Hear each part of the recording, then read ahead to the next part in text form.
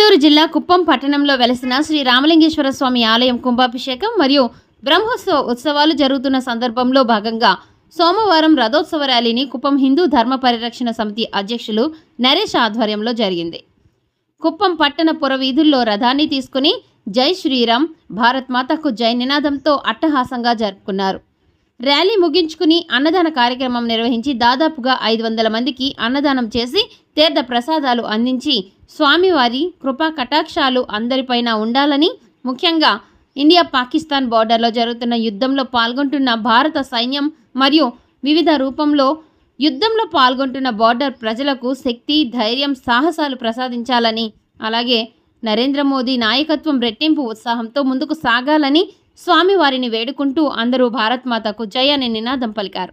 రేపు సాయంత్రం పుష్పల్లికి, ఎల్లుండి మహా అన్నదాన కార్యక్రమాన్ని నిర్వహిస్తారని వారు తెలియజేశారు.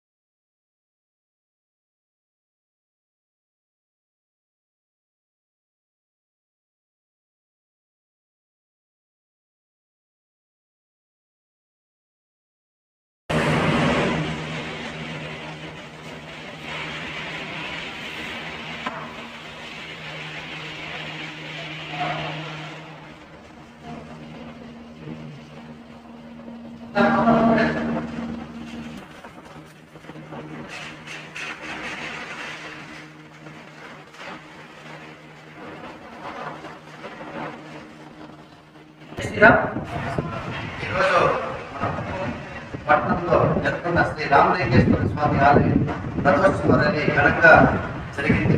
అదేవిధంగా ఈ నెల 5వ తారీఖు నుంచి 8వ తారీఖు వరకు రామలింగేశ్వర ఆలయంలో కుంభాభిషేకం, ఎందుకంటే 25 సంవత్సరాలు పైబడి దేవాలయాన్ని చేసే కాకుండా ఈ 5వ తేదీ ఆలయ కమిటీ సభ్యుల పెద్దలు అందరూ కూడా కలిసి హిందూ ధర్మ పరిరక్షణ సమితి సభ్యులు ఆధ్వర్యంలో అన్ని విధాలుగా అన్ని హిందూ సంఘాలు ఆలయ కమిటీలు అందరూ చేరి గుడిని ఏదైతే పెద్దూరులో ఈ ఫస్ట్ కోట సౌకర్యంలో గుడి కుంభాభిషేకం ఘనంగా నిర్వహించి 8వ తారీఖు నుంచి 14వ తారీఖు బ్రహ్మోత్సవాలు, 14వ తారీఖు నుంచి 48 రోజులు అన్ని కలుపుకున్న 48 రోజులు మద్దతు రోజు చేసుకుంటూ ప్రతిరోజు నిత్యం చిన్న సాయంత్రం అభిషేకం, మధ్యాహ్నం అన్నదానం కార్యక్రమం ఘనంగా నిర్వహిస్తూ ఈ రామలింగేశ్వర స్వామి ఆలయానికి ప్రత్యేకత.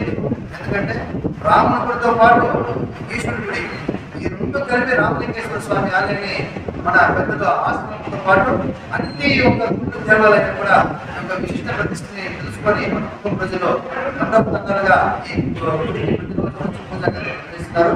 నిన్న జరిగిన సీతారామ కళ్యాణం కావచ్చు, ఈ రోజు రథోత్సవ ర్యాలీ కావచ్చు, అదేవిధంగా రేపు జరిగే పుష్పల్లి కావచ్చు, మన్నాడే జరిగే అన్నదానం కావచ్చు, ప్రతి ఒక్క రోజు ప్రతి ఒక్క విశిష్ట కార్యక్రమానికి మన హిందూ బంధువులు ప్రత్యేకంగా అతీతంగా కూడా అందరూ కూడా వచ్చి దర్శించుకొని ప్రత్యేకత ఒక తెలుసుకొని కార్యక్రమాలని విజయవంతం చేస్తున్నారు. నిజంగా ఎంతో వయసు పైబడిన కూడా మన కమిటీ సభ్యులందరూ కూడా మన హిందూ ధర్మ పరిరక్షణ సమితి ఆధ్వర్యంలో కూడా ఒక ధన్యవాదాలు తెలుపుకోవాలా. ఇంత వయసు పైబడినా కూడా స్వామి వారి పైన, మన సనాతన ధర్మం పైన, మన యొక్క దేవాలయం పైన ఒక శ్రద్ధ చెప్పి వాళ్ళందరూ చదువు తీసుకున్నానికి మా వంతు వృధా భక్తి సాయం వాళ్ళని అందించడం జరిగింది.